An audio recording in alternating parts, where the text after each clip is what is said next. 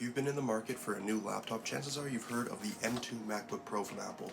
Now, this is the 2022 variant that came out alongside the new MacBook Air with the M2 chip, and a lot of tech YouTubers and everyone have been saying that you should definitely go with the M2 MacBook Air instead of this guy.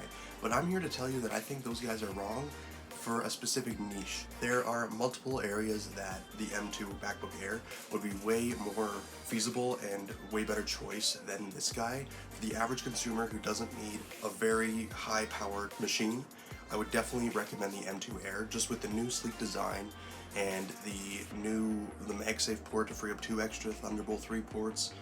It's just a lot better of an idea to get the Air than this guy. But for most people, I honestly feel like this would be the #1 choice to go with for the power, the price, the features, the style, the form factor, everything. I love this laptop. It is the best laptop that I've had so far. And the reason why I bought it, being a tech YouTuber and all, this is going to be my main machine to edit all these videos, work on university projects, graphic design, video editing, just everything all above. I feel like this laptop is the best thing for content creators, university students, and just average consumers with a laptop. Hey everyone, it's Logan. So this is my laptop that I've been using for the past, I'd say, month now. I bought it specifically for university that I'm starting in the fall. I'm going into graphic design and a lot of editing and technological field for university, given my passion for technology and all that. And I did a lot of research on what laptop to get, and I came to the conclusion that this MacBook Pro 13-inch 2022 with the M2 chip is the best thing that I could have gotten for the year. Now, my arguments for this, there's a variety of niches that I feel like this laptop would be good for, and I feel like most people that are in the market for a new MacBook would find that this laptop is really good for them. Starting off, it has the touch bar at the top here. Now, this touch bar, a lot of people don't like it, but I don't know why. I feel like it is the most useful and innovative thing that Apple has ever come out with to date, in my opinion. It shows Touch ID, it shows your link at the top for whatever YouTube video you're at. You can customize your function keys, which are super useful.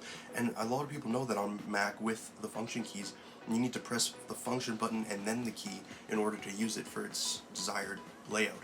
Whereas the touch bar, you're able to press the buttons, you're able to scroll through, you're able to do whatever. You can customize that. I have it programmed at the top for my search function, screenshot, which I have to do a lot for graphic design especially, my volume slider, and my brightness slider, because I'm always changing that depending on what lighting I'm in. I always don't really find the adaptive lighting system that Apple has works the best all the time, so I feel that having the ability to change it on the go, especially with the volume and stuff when I have my AirPods in and I'm editing on the laptop, is really great for content creators and anyone that is like watching videos or anything on here.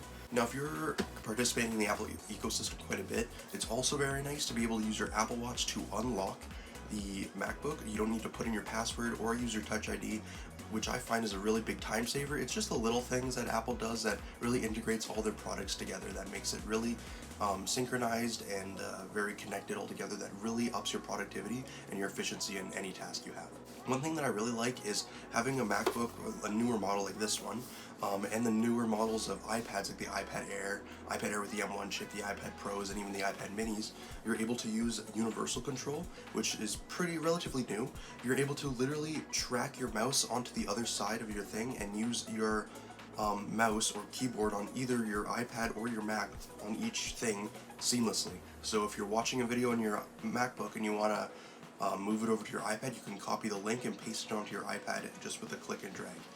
You can also just drag files over from your iPad to Mac or vice versa in order for whatever you want to do. I find that super convenient and really great to be able to up your productivity and your all-around efficiency levels on all your products. And being able to use all those features together really makes it a really enjoyable experience and very innovative in my opinion. Now, I have the space gray model of this MacBook. I just put a matte black finish on it just because I feel like it looks a lot cleaner. It doesn't track fingerprints, and I just like having all my devices all kind of linked up with the colors. For my mouse, I use a Logitech MX Master 3 for the Mac, and I feel like it's really great. It has the super scroll on it, this vertical or horizontal scroll. It's just really great, and it matches perfectly with my Mac, and it works so well on it. It is the best for video editing and graphic design all around. So if you're in the market for those kind of niches, I definitely recommend this mouse and this laptop combo, as you can connect this to your monitor here and use it as a desktop just because of the sheer power inside this thing. Now, the processor in this is the M2 processor. It's leaps and bounds above the M1.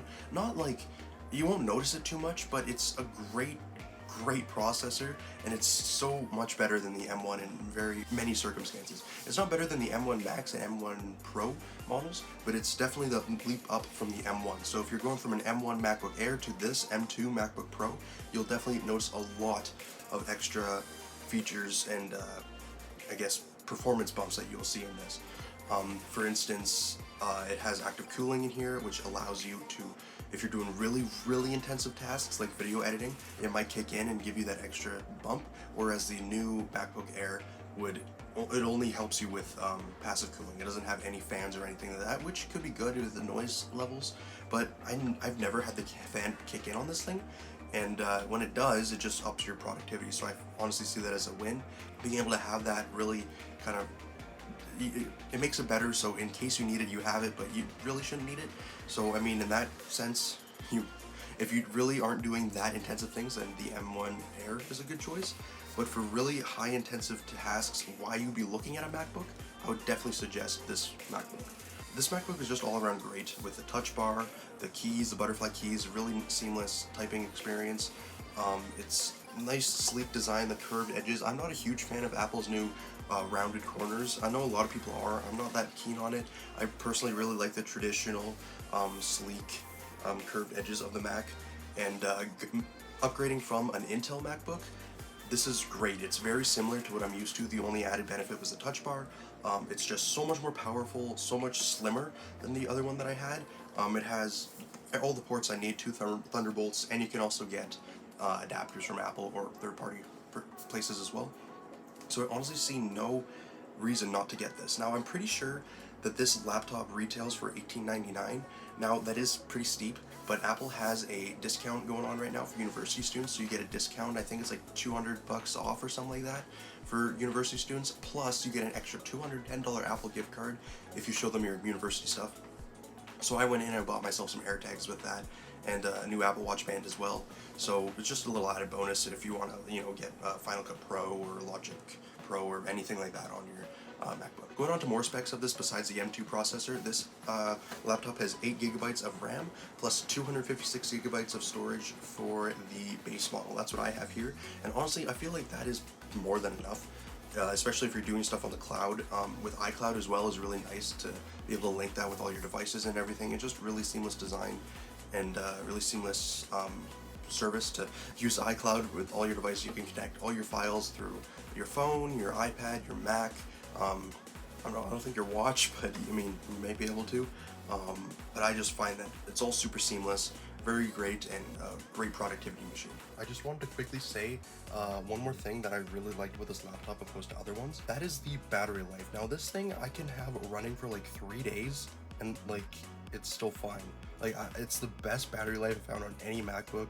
My friend has the M1 MacBook Air, and he has to charge his about daily, I'd say.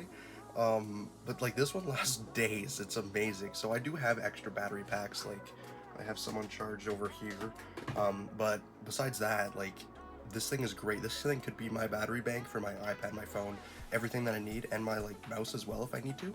So yeah, that's just one other thing I wanted to say quickly that I really like about this laptop and why you should get it, especially if you're a university student still on campus for so long.